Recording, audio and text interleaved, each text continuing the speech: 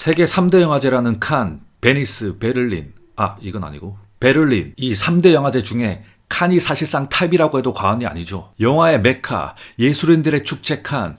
그 이유는 세계 모든 거장들이 칸을 선호하게 되면서 자연스럽게 세계 3대 영화제라는 타이틀을 뚫고 점점 그 명성이 커졌습니다. 그럼으로써 자연스럽게 칸 영화제의 마켓이 활성화되었고 많은 영화 수입업자들이 좋은 영화, 화제의 영화를 선구매하기 위해 고군분투하게 되죠. 이렇게 좋은 작품들이 칸을 선호하면서 서서히 칸은 세계 3대 영화제라는 타이틀을 무색하게 만들고 탑의 위치에 올라갑니다. 이 영상은 베니스, 베를린 영화제를 까는 게 아닙니다. 거기도 좋은 작품들이 여전히 많이 쏟아져 나오고 있습니다. 왜 봉준호 감독의 기생충이 칸 영화제에서 대상이라고 하는 황금 종려상을 받은 게 생각보다 더 대단한 일인지 지금 바로 시작하겠습니다.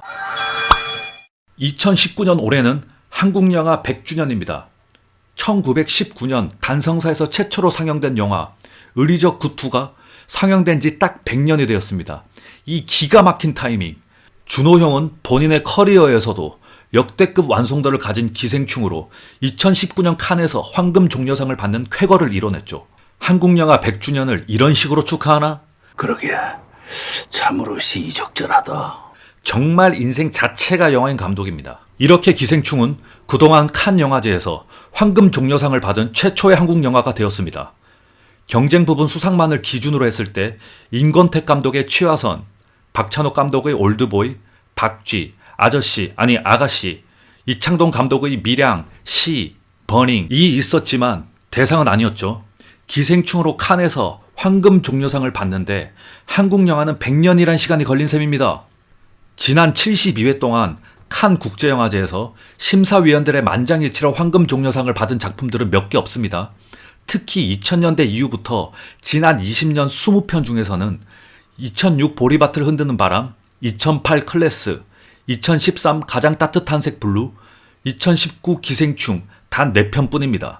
대단하지 않나요? 기생충은 영화 선수들이 모이는 심사위원들 사이에서도 전혀 호불호가 없었던 작품 중 하나이지요. 쉬워 보이도 이런 게 아주. 작년 황금 종려상은 JTBC에도 출연한 적이 있는 일본의 고레다 히로카즈 감독의 어느 가족이 수상했는데요.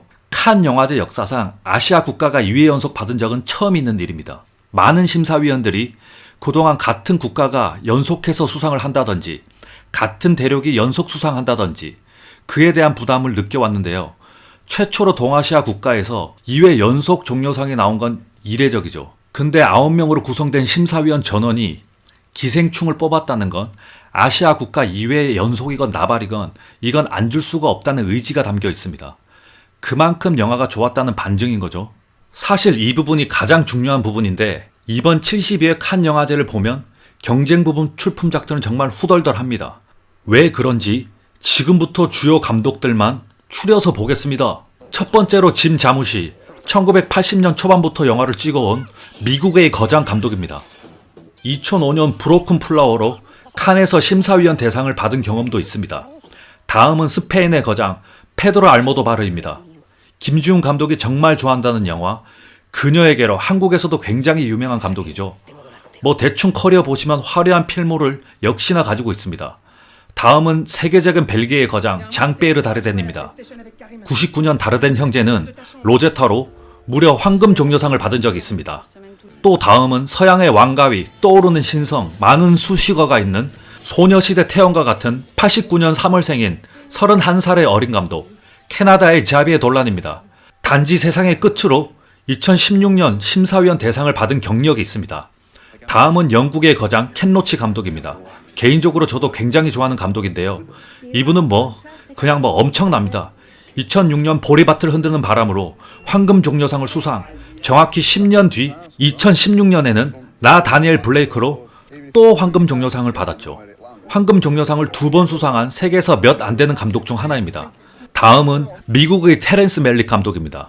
대부분 아시는 영화, 보다가 여러 명을 꿀잠 재운 독특한 전쟁 영화 신 레드라인으로 99 베를린 영화제에서 황금 곰상을 수상, 이후 2011년에는 칸 영화제에서 빵영 주연에 국내 여러 관객들을 극장에서 중도 퇴장시킨 트리 오브 라이프로 황금 종려상을 수상했습니다. 다음은 튀니지의 영화 감독 압딜라티프 케시시입니다. 2013년 심하게 길고 야한 영화, 하지만 좋은 영화, 아까 언급한 가장 따뜻한 색 블루는 칸에서 만장일치 황금 종려상 수상으로 거장의 반열에 올라섰습니다. 마지막으로 세계 영화 팬들의 사랑을 독차지하고 있는 B급 무비의 아버지, B급 무비의 킹 기도라 쿠엔틴 타란티노입니다. 역시나 국내에서도 너무 유명한 사나를 춤추게 만든 펄프 픽션으로 94년 칸에서 황금 종려상을 수상한 경력이 있습니다.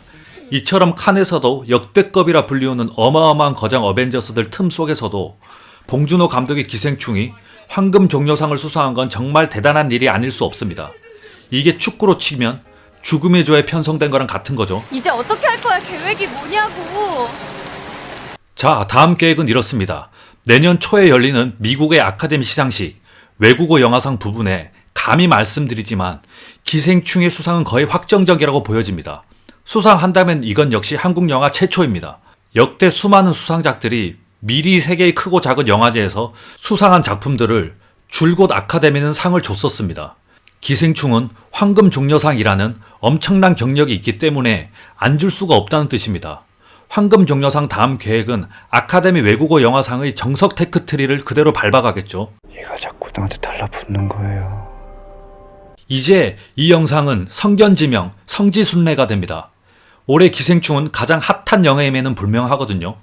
봉준호 감독의 미국 매체 벌처와의 인터뷰에서 재미있는 말을 했죠. 기자 질문이 지난 20년 동안 한국 영화는 영향력을 행사했는데 아카데미 후보에 오른 적이 없다. 어떻게 생각하느냐는 질문에 봉 감독은 좀 이상하지만 별것 아니다. 아카데미 시상식은 국제적인 영화제가 아니라 로컬의 시상식이다 라고 했습니다.